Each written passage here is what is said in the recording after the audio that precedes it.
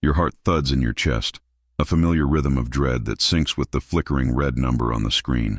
Another drop. It's not just a percentage. It feels personal, an indictment of your judgment, a theft of your future.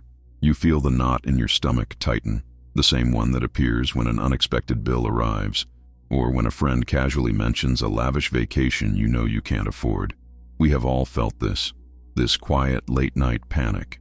It's a modern ritual of anxiety, a private conversation with a glowing screen that holds our hopes and fears hostage.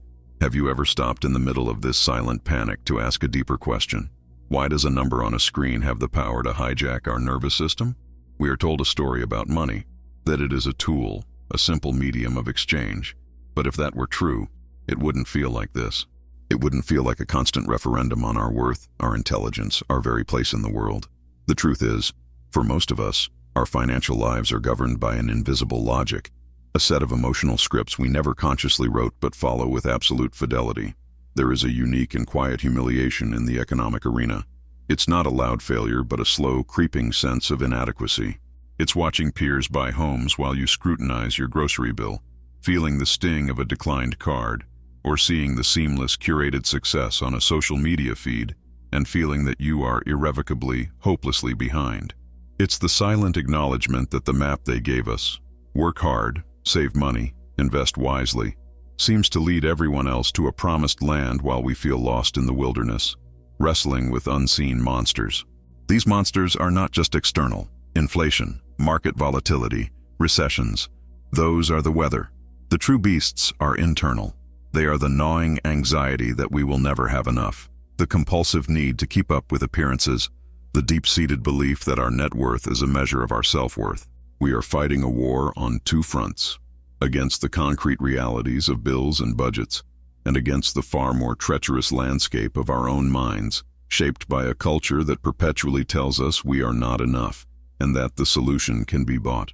The great cultural promise of our time is that money buys freedom. It's a seductive, almost universally accepted truth. We picture it vividly. The freedom from a despised job, the freedom to travel, the freedom from worry. But look closer. For every step we take toward this promised freedom, a new anxiety seems to appear. The pursuit of wealth becomes a performance, our consumption a signal of status. The very tools meant to build our freedom, the mortgage, the car loan, the investment portfolio, become the architects of a new prison, one made of chronic fear, performance anxiety, and the hollow exhaustion of chasing a horizon that always recedes. This is the invisible consequence. We become emotionally indebted. We borrow peace of mind from a future that may never arrive, paying interest in the form of present-day anxiety. This script is not about financial advice in the traditional sense. It's an excavation. It's about naming the feeling you've always had but couldn't articulate. The sense that the game is rigged, not by the markets, but by the rules we've accepted in our own heads. We will use the timeless wisdom of Seneca, a man who was once the richest in Rome, who faced ruin, exile, and death, to find a way out. Not by learning to predict the market, but by learning to master ourselves. Seneca understood that the fortress we must build is not in a bank vault but in our minds. We spend our lives trying to control the uncontrollable, the direction of the stock market, the rate of inflation, the global economy. It is an exhausting and futile battle. We check our portfolios obsessively, our moods rising and falling with the chaotic dance of the ticker. Each green tick is a momentary hit of relief, each red one a pang of fear. We have tethered our emotional well-being to a machine of pure randomness. True wealth, Seneca teaches, begins when we sever that cord. The first principle is to distinguish between what is in our power and what is not. You cannot control the next market crash. You cannot control whether your company will have layoffs. You cannot control the price of gas. But you can, with absolute authority, control your response. You can control your spending habits. You can control your savings rate. You can control your allocation of assets and how much risk you expose yourself to. Your financial security is not a number. It is a discipline. It is the strength of your mind, your inner citadel, which remains standing no matter how fiercely the external storms may rage. Think of it this way: a ship's captain cannot control the sea. The waves will swell, the winds will howl, and storms will come without asking for permission. A foolish captain curses the storm. A wise captain, however, focuses on what he can control: the rudder, the sails, the integrity of his ship. He is trained for this. He has prepared his vessel. The storm is merely a condition to be navigated, not a personal failing. Our financial lives are this sea. Let us stop cursing the weather and start reinforcing our ship. What does enough mean to you? Not to your neighbor, not to the influencer on your screen, but to you? Seneca argued that the richest person is not the one who has the most, but the one who requires the least. Enough is a judgment of reason, not an ever-expanding appetite. Take a moment this week, away from the noise, and write down your definition. What does a life of sufficiency truly look like? When you define the finish line, you can stop running an endless race. This is the first wall of your inner citadel, knowing when you have won. Practicing poverty, voluntary discomfort. There is a ghost that haunts our financial lives: the fear of loss.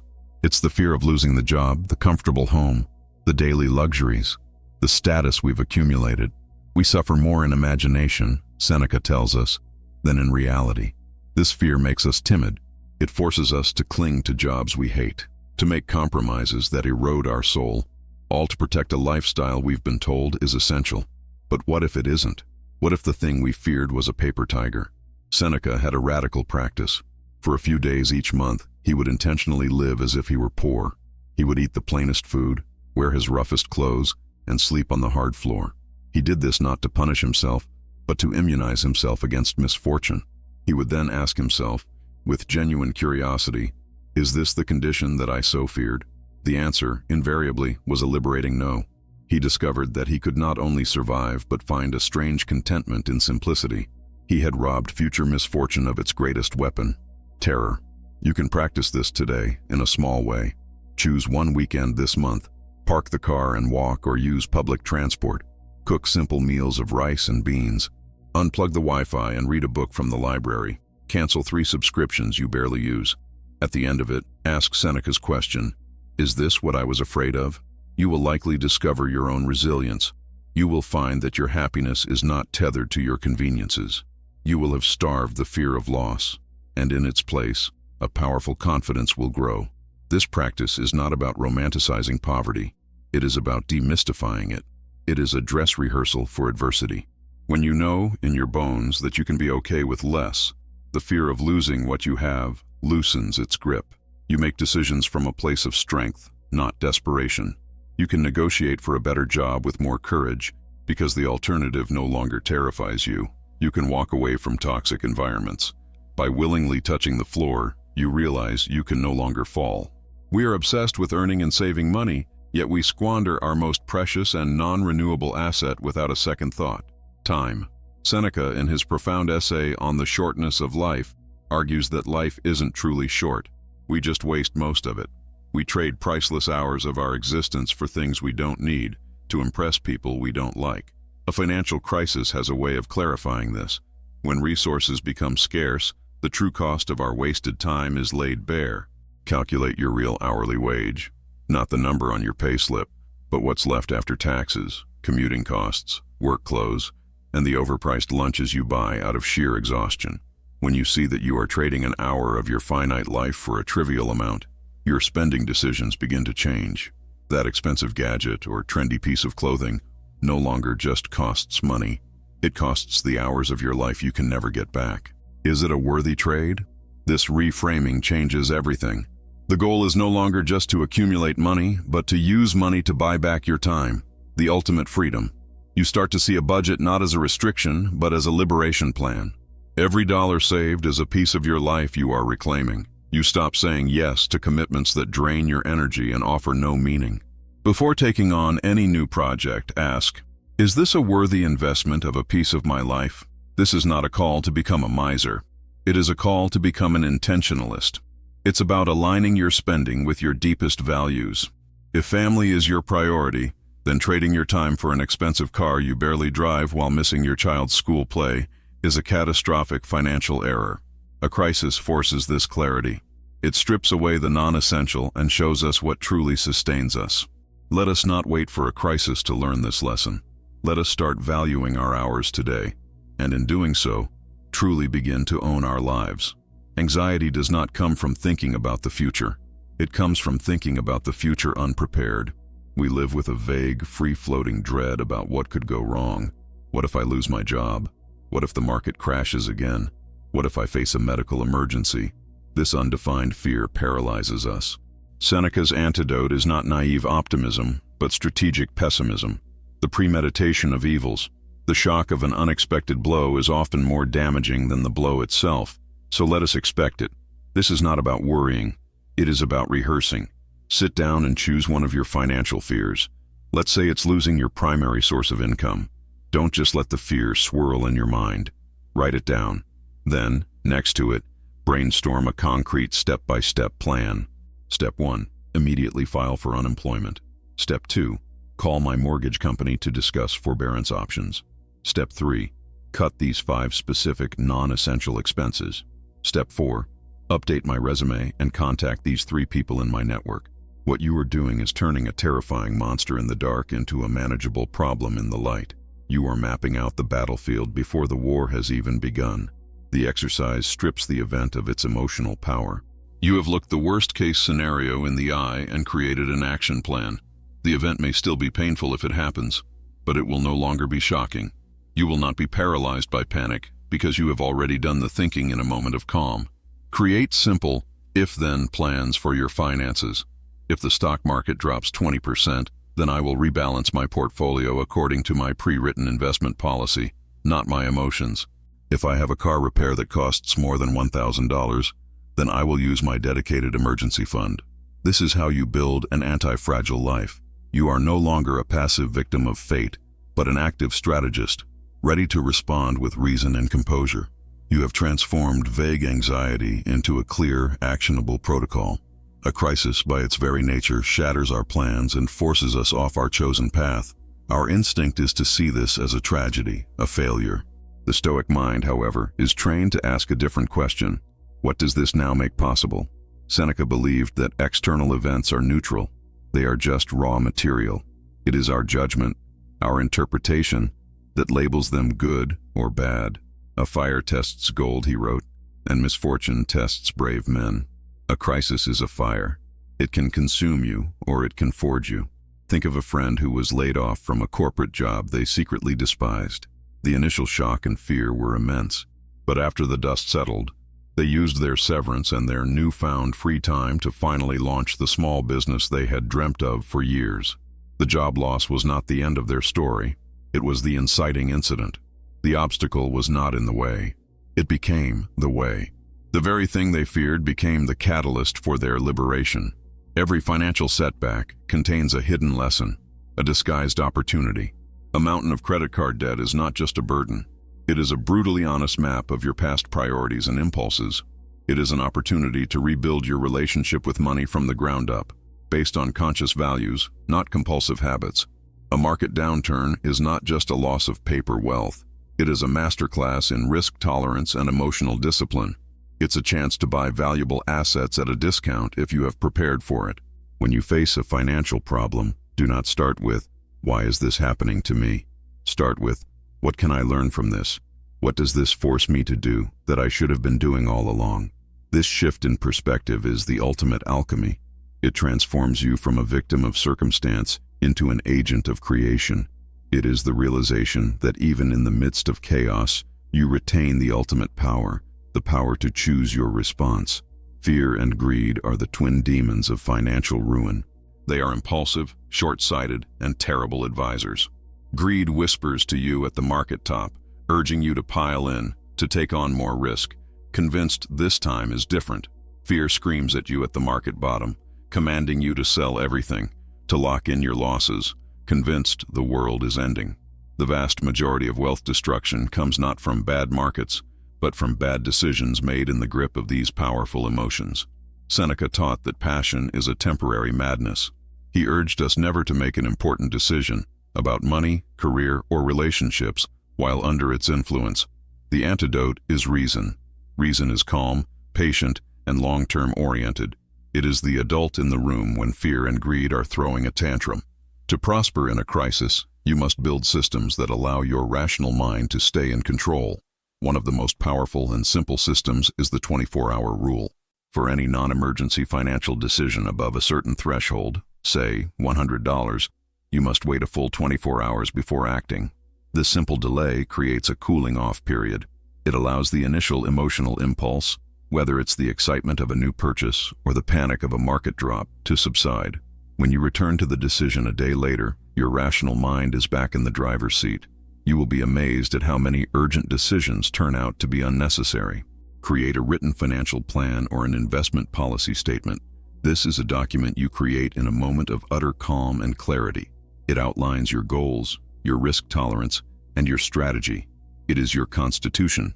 When a crisis hits and your emotions are running high, you do not have to think. You simply have to consult the document and execute the plan you made with your rational mind. This protects you from your worst enemy, your emotional, impulsive self. We do not make financial decisions in a vacuum.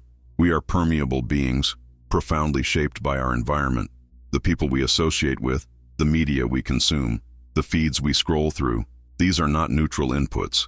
They are constantly programming our desires, our fears, and our definition of success.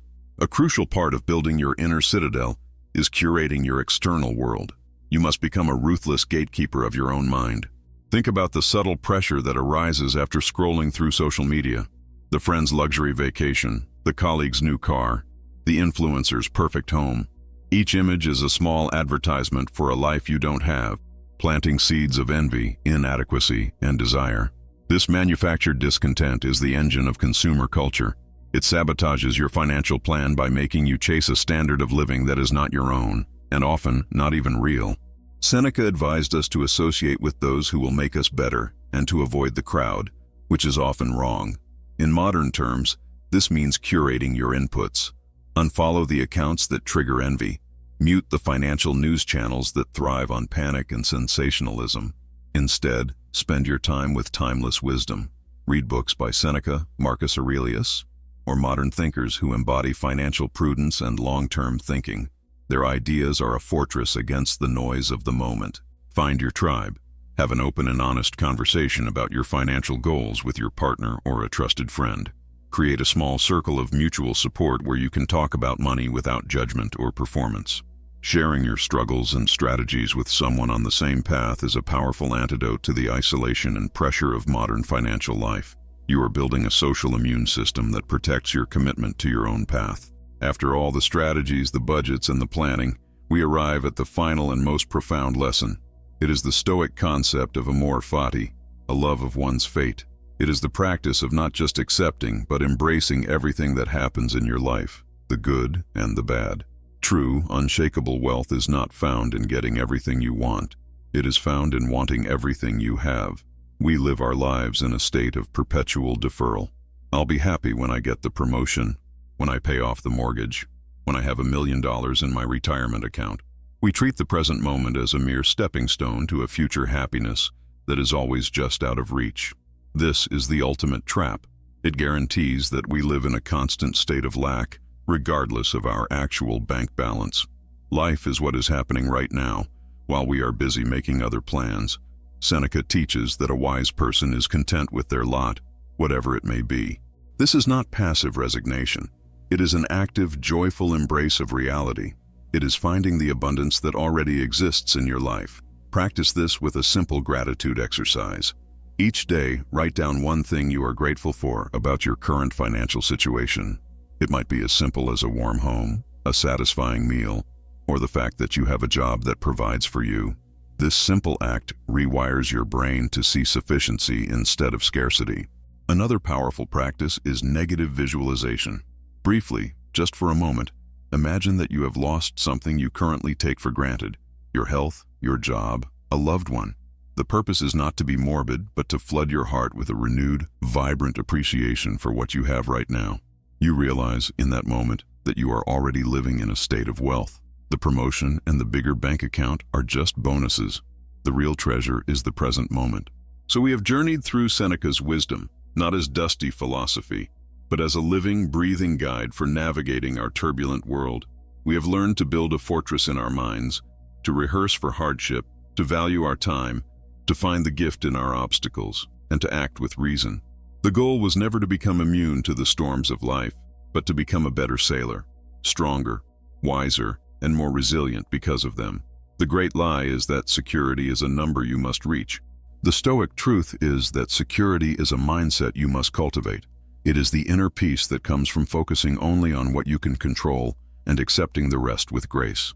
It is the freedom that comes not from having more, but from desiring less. Your journey to this unshakable prosperity does not begin when the market recovers or when you get a raise. It begins now, in this moment, with your very next choice.